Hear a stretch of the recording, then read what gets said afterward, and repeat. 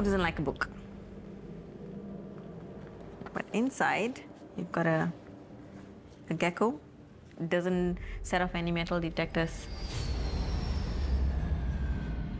This is an example of how tortoises are frequently smuggled, and they're all taped to prevent them from moving.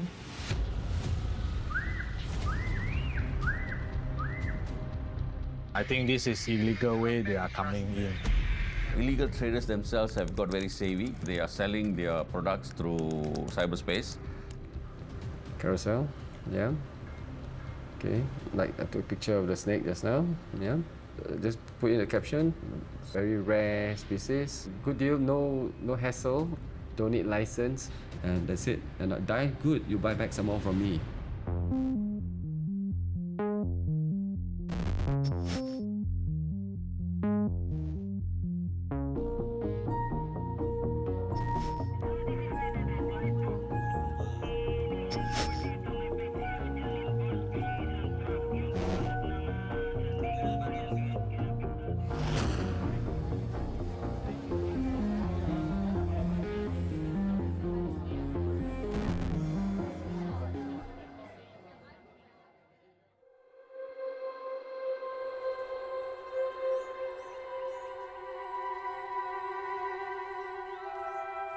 Untuk makluman semua, satu ketika dulu hutan kita hampir melebihi 80%. Muka bumi di sepanjang Malaysia ni ditutupi oleh hutan. Jadi pada masa tersebut, rupanya hidup dengan bebas lah. Bila masuk tahun 60-an, 70-an, 80-an,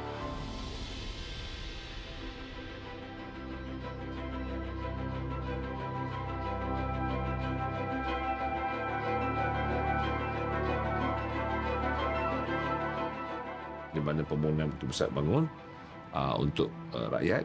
Jadi banyak kawasan-kawasan hutan ini telah dibuka bagi tujuan kebanyakannya untuk pembangunan, perumahan seperti perumahan dan juga pertanian.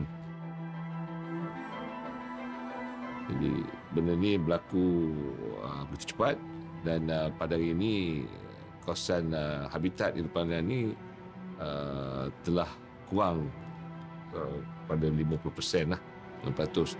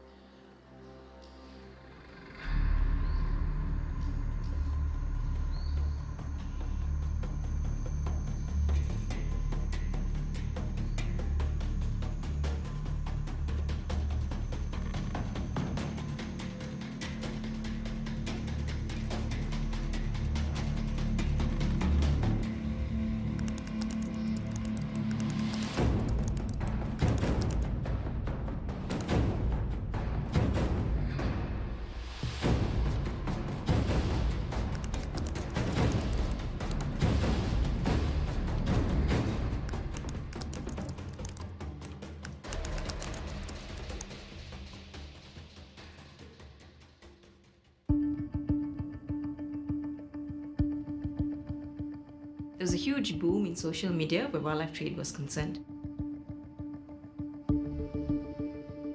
We started seeing an increase in the number of people that were actively participating on social media forums.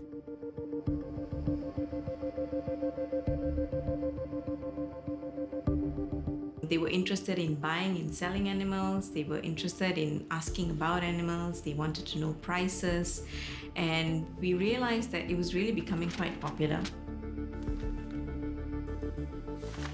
We identified 14 Facebook groups, and we spent 30 minutes a day, just 30 minutes a day, to figure out just what level of activity was taking place on these 14 Facebook groups.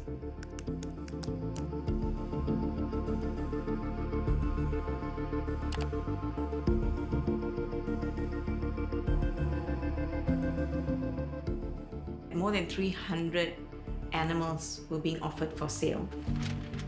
And we can say that they were being offered for sale because prices were mentioned. Prices were specifically mentioned in at least 30 posts. And for just these 30 animals, the cumulative value was about 184,000 ringgit at that time. I think this really boils down to a demand and supply issue. As long as there is going to be a demand, the supply will consistently be there.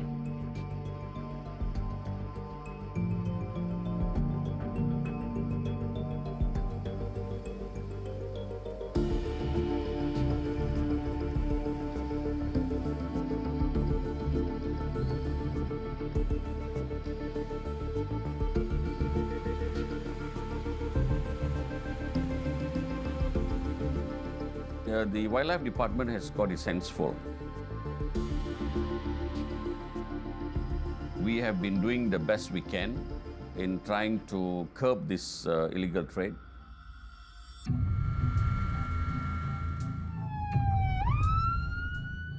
Semua orang kasih kumpul satu tempat.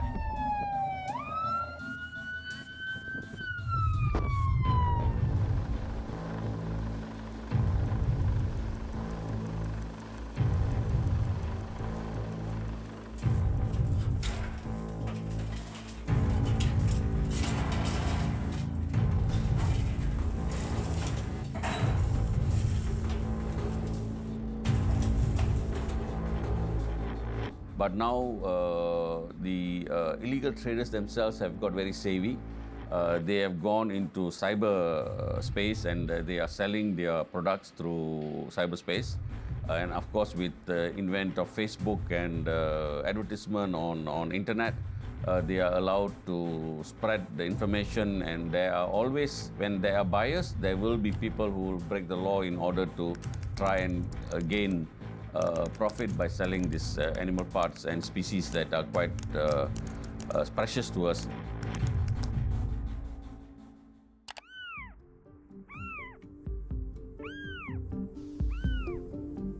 It's really quite sad because you hear a baby crying. And somebody's obviously sort of videoing this whole experience. The box arrives, the box is opened, this little baby in the box is just wailing. All you hear is a wail. It's about a baby animal that is stolen from the wild. It doesn't belong in a box. It doesn't belong in a small box. It would have been shipped by post. It had no right to be in that position. You see, the problem is there'll be a lot of rich guy or what say, I fancy this clouded leopard or something like that. Word will get around like, okay, this person wants this. You'll be surprised that most of these animals are owned by rich people. Not the poor will not be able to afford because they are all in thousands and all that. You know? When you look at history, it was the rich and famous and the royalty that used to showcase their animals. And it was always linked with prestige, status, and being somebody. If I can show that I own this animal, then I become now a person of prestige, status, acquisition. Is part of my wealth, part of my trophying right now. The royalties and the kings and queens would then feature these animals because everybody was curious to see these animals. It's probably one of the early precursors of zoos, and they used to feature these animals. And people used to come and watch and observe these animals. And people have this process where they actually show these animals to their friends and they publicize. In the social media world, it means I'm going to get more likes. Especially if you have a cute, fuzzy little animal that everybody is very excited about, you're going to get a lot of your friends coming round to your page, liking it, and it goes viral. This is one of the ways that people are making themselves more famous by linking themselves up to exotic animals. To the buyer, that somehow is appealing, and that gets posted online. It gets a lot of likes, it gets a lot of comments. Of course, there are a lot of angry people who say, look, this is not right. But clearly that's not what matters to the buyer.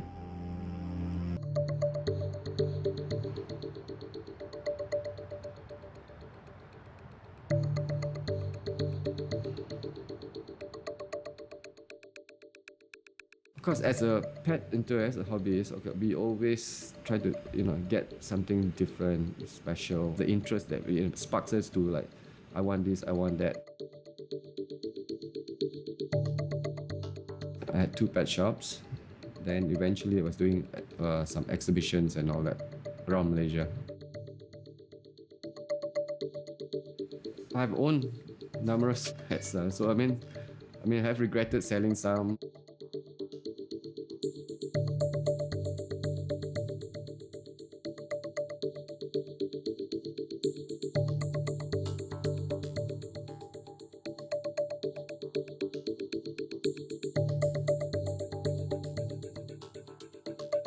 They did a head count. They said there's probably only not more than 700 or so heads left in China and Vietnam. This is where this lizard comes from. Like, this is very sought after in the European countries or in the States. Eventually, most of the hobbies, they will go something higher end. They want something more rare because it will look cool in the exotic community. When I was younger, of course, also we jumped to it, just the excitement of being able to get one. But as you grow out on this hobby, then you realize that it's actually disheartening to see the animal just dying like that. You know that if you know the know-how, you have the husbandry, then the animal could survive.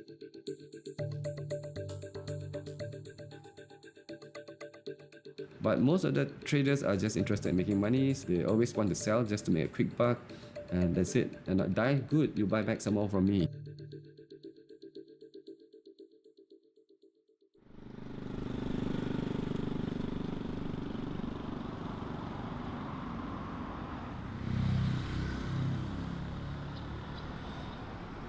Kita tengok dalam masa tahun 2012, 13, benda ni semakin menjadi-jadi.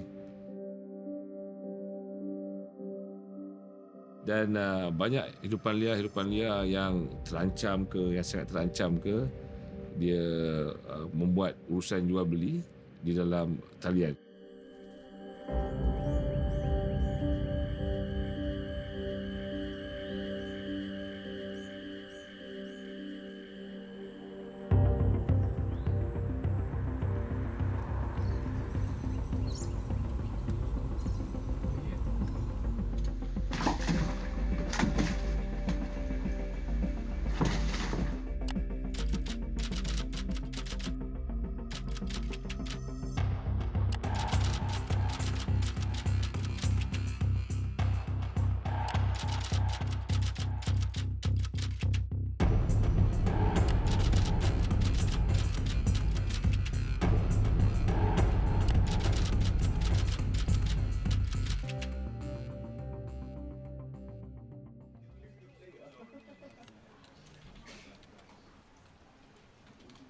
Dia punya modus operandi adalah mudah aja.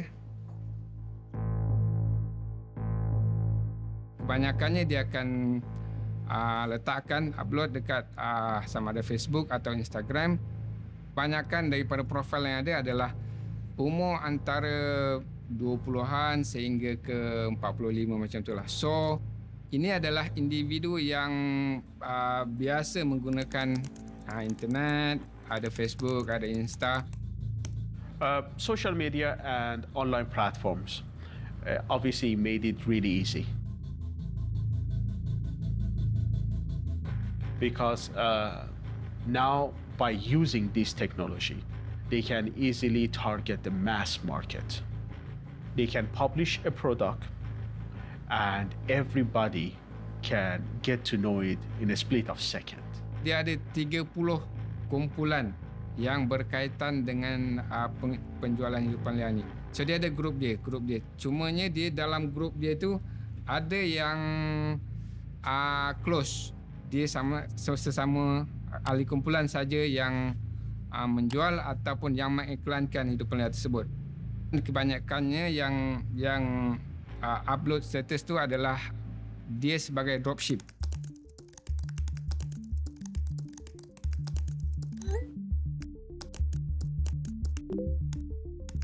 Dan apabila ada individu yang berminat, dia akan direct message kepada penjual tersebut.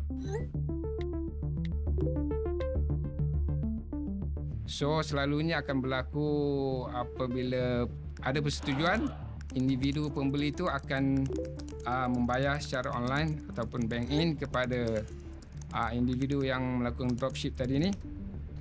Hidupan liar ni akan dihantar sama ada melalui pos ataupun bas.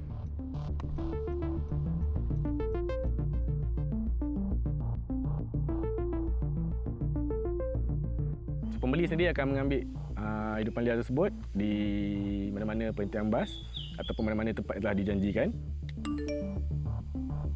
Dan seterusnya dia perlu mengambil gambar dan serah pada broker.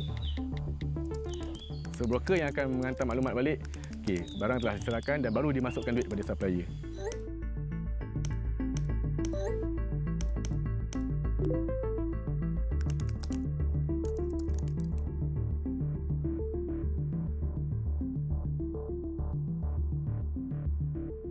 Akta yang ada hanya apabila dia memiliki hidupan liar tersebut.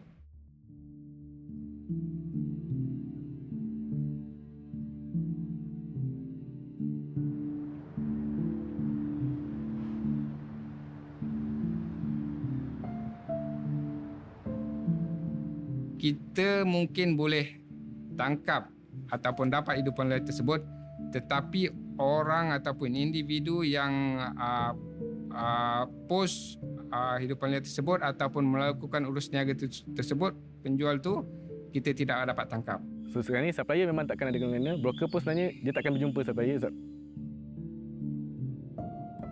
Kita pernah juga buat penahanan broker yang kita cuba minta dia sendiri yang hantarkan. Tapi in the end, kita still tak dapat dia punya supplier sebab dia sendiri pun tak pernah berjumpa dengan supplier dia. Dia menguruskan saja. The accounts on his side probably is fake ones. I mean, not his name. Probably they use a foreigner or something like that. Posting di media sosial boleh dipadam pada bila-bila masa. Dalam masa sama juga, agak susah untuk kita sebagai yang kata bagi pasukan untuk penguasaan untuk melakukan tindakan selanjutnya kerana diorang tidak meletakkan apa-apa detail yang berkenaan dengan pembeli ni. Dia punya detail dia agak kurang. Selalunya dia akan menggunakan sama ada akaun palsu ataupun gambar profil lainlah, bukan gambar dia. Dan kebanyakannya apabila berlaku katalah pilihan tahu profil itu, dia akan tubuhkan satu profil barulah, ataupun satu nama baru ataupun satu kumpulan baru. Jadi ini menyukarkan kita lah. Apabila berlaku pertukaran grup dan sebagainya, jadi kita kena monitor dari awal balik. Dan lebih daripada 10,000 akaun ataupun yang aktif berkenaan dengan penjualan ataupun berinteraksi di dalam online untuk penjualan hidupan liar. All these platforms, right, they do have a term and conditions. It's said in the term and condition which you can't have any illegal activities. Okay, so this is very clear to the public. However, obviously, these people, they misuse the platform. And in the same time, you can communicate with them. And all these platforms provide a facility to have a secure and private chat. Okay, and that makes it more difficult for investigators to have access to these chats and identify the right persons who is behind this animal trafficking. For instance, by using encryption, you can easily make a private chat. And as you know, it's impossible to break the encryption. The biggest challenges is data privacy and how the platforms makes the data or makes the communication private.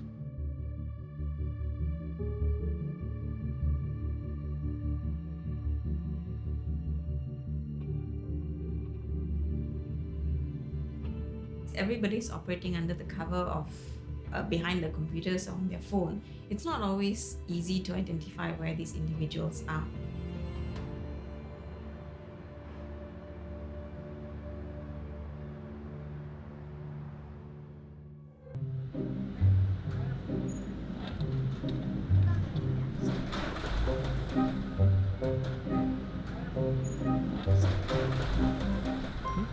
I'm studying business from 2008. I have some big size albino iguana. Yeah, it's very tame. Next one, I recommend monkeys. It's marmoset, white ear marmoset. This is Egyptian fox. This is from Sudan. This is albino tegu. I do all the legal way. I get my license from Perhilitan. This is my import document. So export, import, or we throw here. This is my airway bill. You see how many airway bill? It's a lot. This is a lot of paperwork.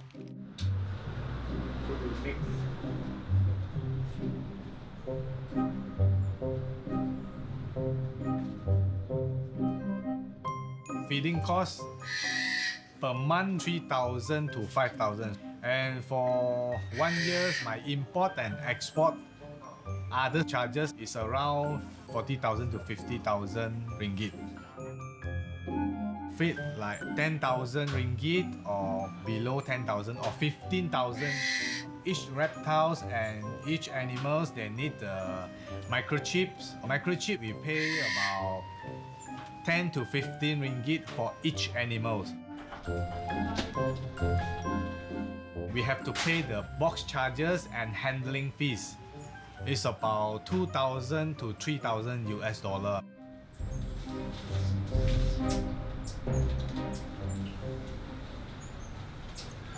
Ini yang itu otter. Is this illegal or? Illegal, of course.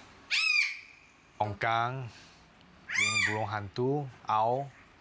This owl, I think is a white face. It's no mistake. Which one is legal and illegal? No legal. No legal. No legal. All the owl, no legal.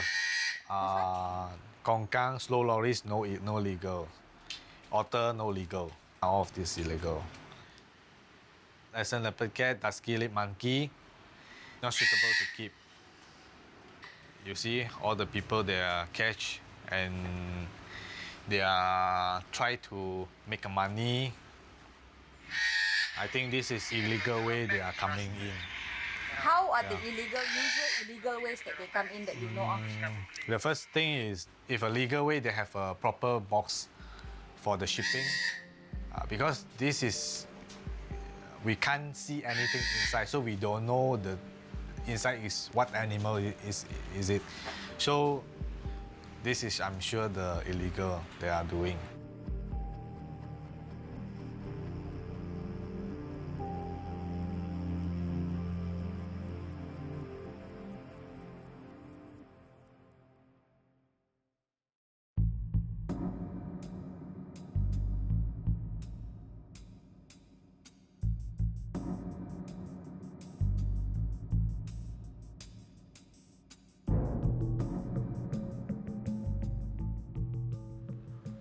Carousel, yeah. Okay, like I took a picture of the snake just now, yeah. Just put in the caption, snake for sale. You can just put something to attract people, like very rare species, good for beginners. You can say, good deal, no hassle, don't need license, you know, something like that, then it's easy. Then you get people who wants exotic pets or what, they will go through it. You know, probably, you know, by tomorrow or so, somebody might just pick it up or anything like that. Now, in a way, it's easy because you don't need a shop. You won't get busted. So you can do a lot of fake accounts and all that. There's a lot of ways you can escape the law.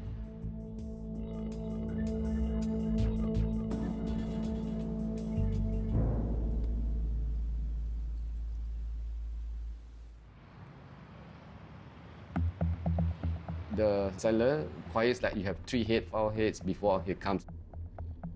Normally the trappers are based away from the city, you know. So for the seller, it must be feasible for him to travel there to collect. for example, a monkey for maybe 100 ringgit, he will probably be selling to the buyer, the potential buyer, at about 2,000 or 3,000. For 100 ringgit product, he can make so much. See, that's why he will take the risk, because it's like more than tenfold of the profits. And for some of the illegal trade, they're really pretty expensive. The value is equivalent to a down payment for a small house in Malaysia. So we're not talking about 10 ringgit or 20 ringgit, we're really talking about hundreds and thousands of ringgit.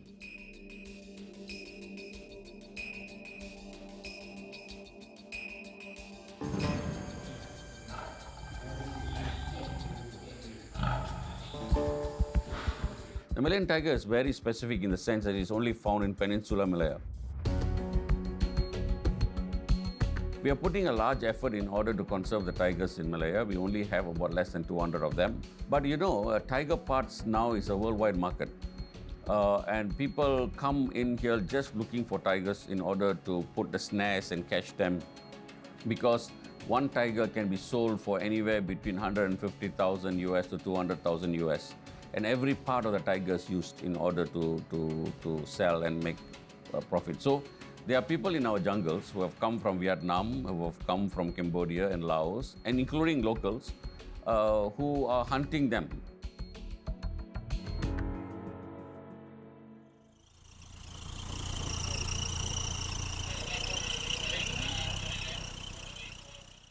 The total of confiscated ivories consists of 3,692 kilograms of whole and partial tusks and 228 kilograms of semi-finished products.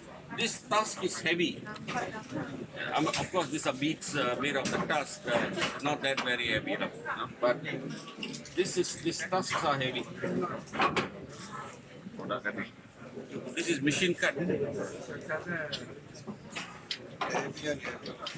Yang border trade ni disedikit, kebanyakannya disedikit.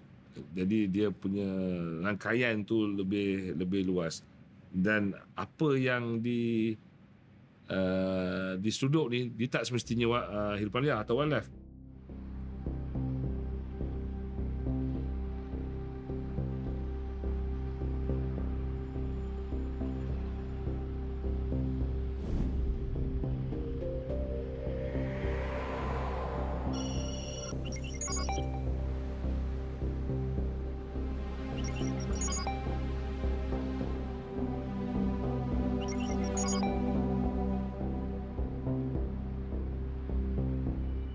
Kadang-kadang dia bersekali dengan dadah, bersekali dengan senjata api, ataupun bersekali dengan benda-benda yang terlarang.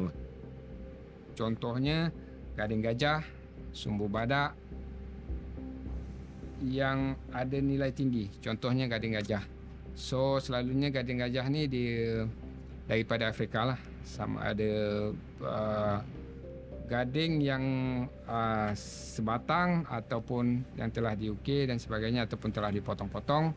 So dibawa masuk ke ditransit, bukan untuk kegunaan Malaysia, tapi sebagai transit untuk dihantar semula ke selalunya ke China lah. Jadi ini adalah yang bernilai tinggi lah, dan dia ada sedikit yang terancang. Sama ada dikontrol oleh di Afrika dan juga di negara-negara lain, yang menyebabkan barang ini ataupun gading ini dia melalui pelabuhan Malaysia dan dia dihantar.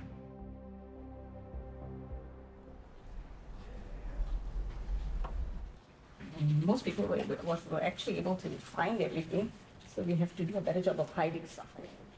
Yeah, maybe create more secret pockets inside.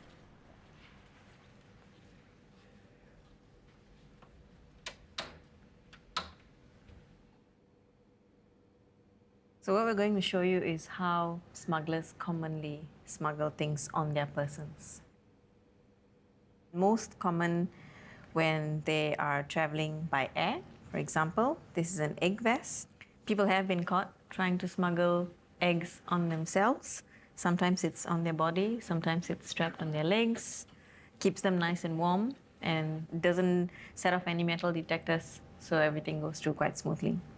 Sometimes you also have these specially modified vests or jackets.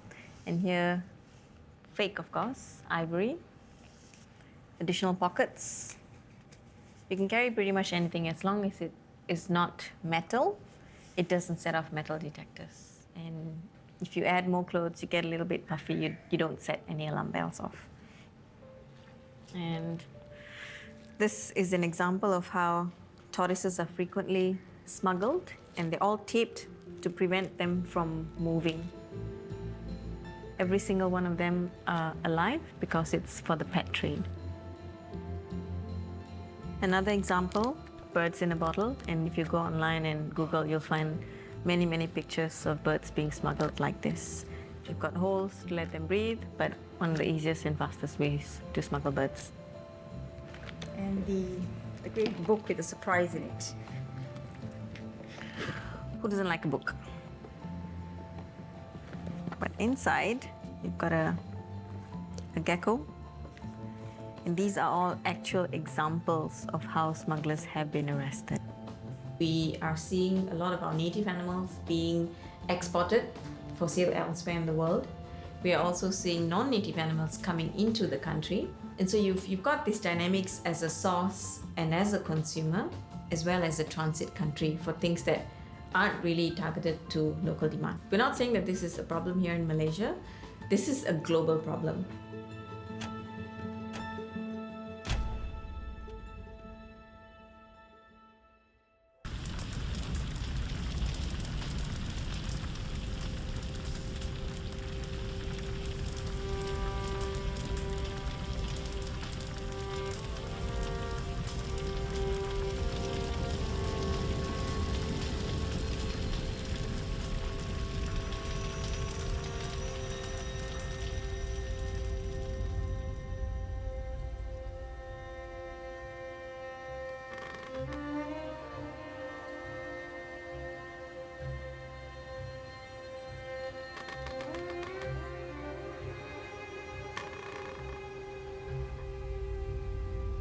Most hunters go out at night or early hours in the morning. Definitely they have machetes and homemade guns. Mostly 2 or 3%, because if you get a big animal you cannot handle alone, you cannot carry it alone. Poachers, there's two types. I mean, for poachers it's like, it's either for food or for the pet. Everything is worth money. Any wildlife can be sold.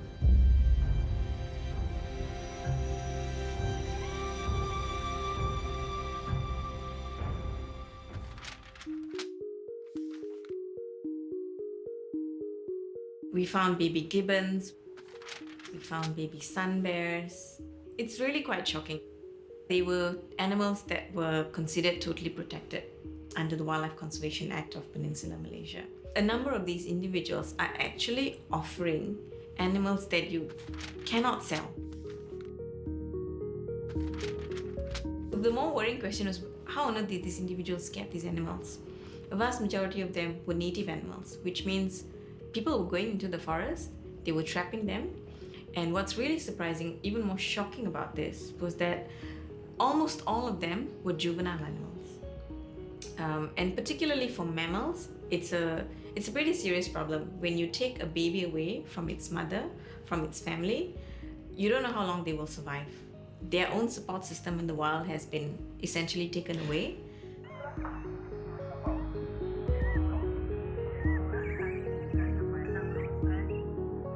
Ini anak lotong kan. Ni anak lotong ni confirm mak dia mati lah. Mak dia mati dah ni, tak ada dah. Itu sebab dapat anak ni. Nampak tak? Bunyi ni stres, dia stres. Dia nak mak ni. Dia nak suckle, dia nak menyusu. Hidupan liar yang dari segi juvenile ni kebanyakannya adalah comel. Sebahagian daripada keluarga dia. Maknanya dari segi ke setengah tu diletakkan pakaian, dia bagi makanan yang dimakan oleh manusia.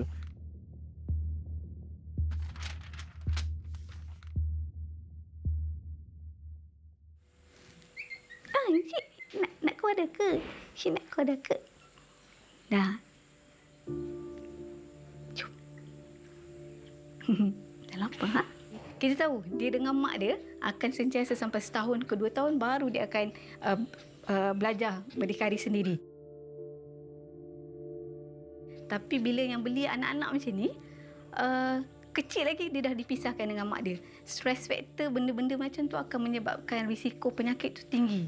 Dan dari segi dia punya behavior dia akan berubah lah daripada normal kepada tak normal. Tu yang akan efek dia punya jangka masa panjang dia lah. Kita ada kes yang orang beli kan. So dia beli, tapi and then dia buat serahan. Cumanya owner dia dah jaga dia dalam satu tempoh masa lah, mungkin 6 bulan. So dia tak nak langsung dekat orang lain selain owner dia. So disebabkan benda tu suka nak jaga. So dari situ ada stress factor, dia kena penyakit lah. And then kita start untuk bagi rawatan, tapi dia tak respon dengan rawatan. So mati. So heartbreaking lah sebenarnya. Kita buat semua benda tapi still kat hujungnya kadang-kadang tak boleh nak survive. Sayang lah. Sayang. They had no respect for protecting species in the wild. They had no respect for law enforcement and the authorities.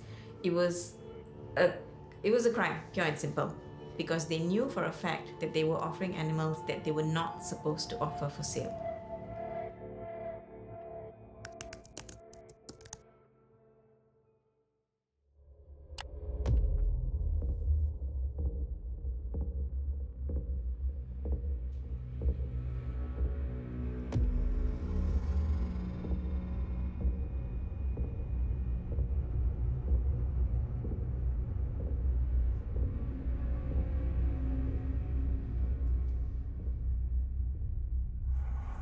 Warrior snail ni sama ada mati ataupun kalau dia survive pun kaki dia putus.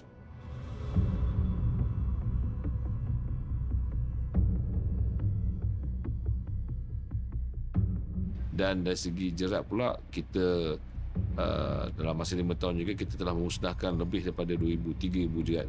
Maksud saya sini jerat ialah jerat dawan.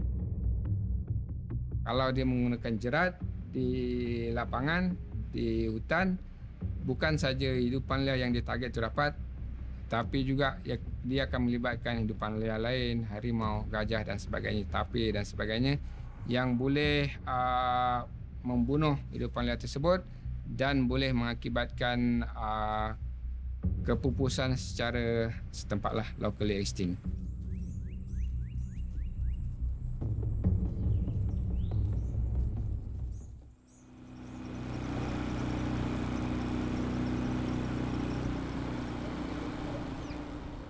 Kita di Jabatan Perintah ni kita ada Wildlife Rescue Center yang berpusat di Sungai, di mana hidupan-hidupan liar yang dirampas ataupun yang cedera kita akan hantar ke sana. Kita ubat, pulihkan dia, kita akan simpan lah sampai mati lah, kita simpan bagi makan. Nah, Stacy. Hai. Kita ada lebih 300 individu di mana termasuk primate, termasuk juga mamalia besar dan juga burung-burung. So ada juga rawatan lain seperti tapir yang masuk ke sini di mana kena kesan jerat.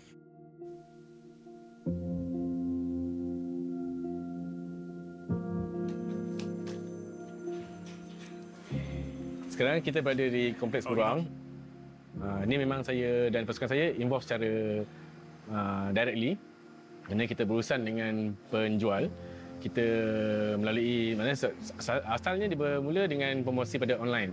So dia jual cadangnya dia mula nak kata dia jual burung matahari lah. Semasa kita buat urusan jual beli, saya terima beruang ni dalam keadaan yang sangat kecil, di mana masih baby dan bulu dia pun baru masih sikit. Maknanya body dia pun masih merah lagi. Kat situ kita tak nampak dari segi kebajikan, maknanya dia bagi susu ataupun bagi apa-apa sumber. Dan saya juga pasti ibu dia telah dibunuh untuk dapatkan beruang ni. Masa-masa kita poleh beruang ni, dan kita dapati ini bukan beruang Malaysia dan ini adalah beruang luar negara, di mana kita sebagai pembeli tak sedar yang kita membeli ni juga bukan sekadar hidupan liar yang di Malaysia. Kita juga telah mengambil ada khazanah daripada negara lain. Kebanyakan pembeli ni adalah, kita tahu dia adalah antara pencinta hidupan liar, pencinta haiwan. Dan hidupan liar yang dibeli, kebanyakan pembeli kurang pengetahuan berkenaan dengan hidupan liar yang dibeli. Nampak comel kan kucing batu ni? Memang comel lah. Tapi bila dah besar sikit, dia mula dah agresif lah. Bila agresif sangat, orang akan lepas kat luar lah. Ataupun orang salah dekat peritan sebab kita jumpa. Sebab India nanti kebanyakan bila ada masalah, diorang akan hantar ke perhilitan tau. Sebab diorang tak dapat nak handle, tak dapat nak jaga. So masa tu diorang cakap benda ni serahan apa semua. Mungkin diorang sebenarnya menyimpan secara tidak sah.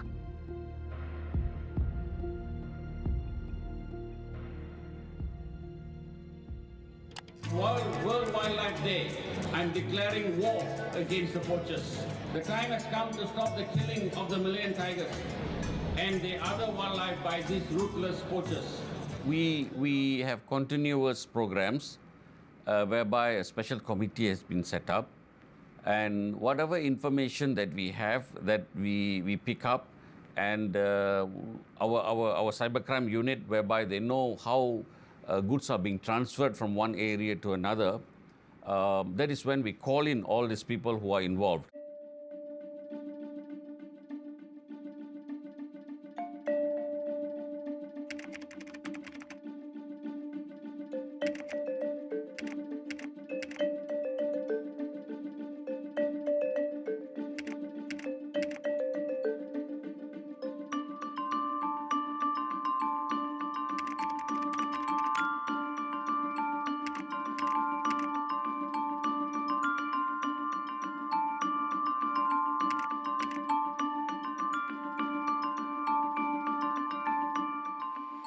So we also have help from international agencies who have experiences in this, and they are also advising us. Kita kena bekerjasama rapat dengan Interpol.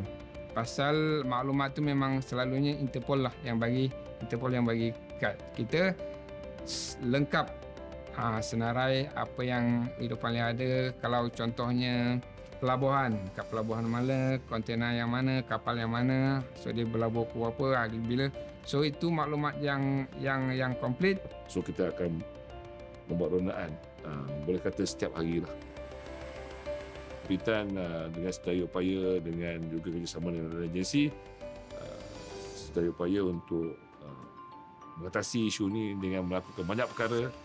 Kita buat kerjasama dengan tentera, dengan pihak polis, kita buat boots on the ground.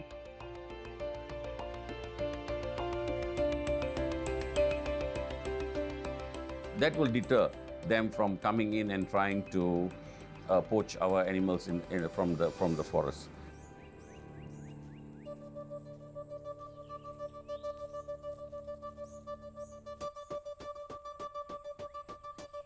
Selama ni kita cukup susah kita nak dakwa. Kita tak boleh nak dakwa kecuali orang tu ada memiliki, kita boleh dakwa. Tetapi dengan pilihan akta kita ni, kalau dia masuk dalam media sosial, kita boleh dakwa. Itu yang terbaik lah. Dengan adanya benda ni, maka akan mengurangkan orang jual beli dalam media sosial. We need to change these laws and to make it in line with what is happening today, and to make sure that the deterrent for those who break the law, the punishment is equally severe, and they won't attempt to do it. So these laws are in place, are being there, and I think by 2020 we would see a lot of amendments taking place as far as the ministry is concerned. So my message to them is, we are coming, be prepared, and we have given orders what to do, and if you're caught, you will pay heavily for the crime that you have committed.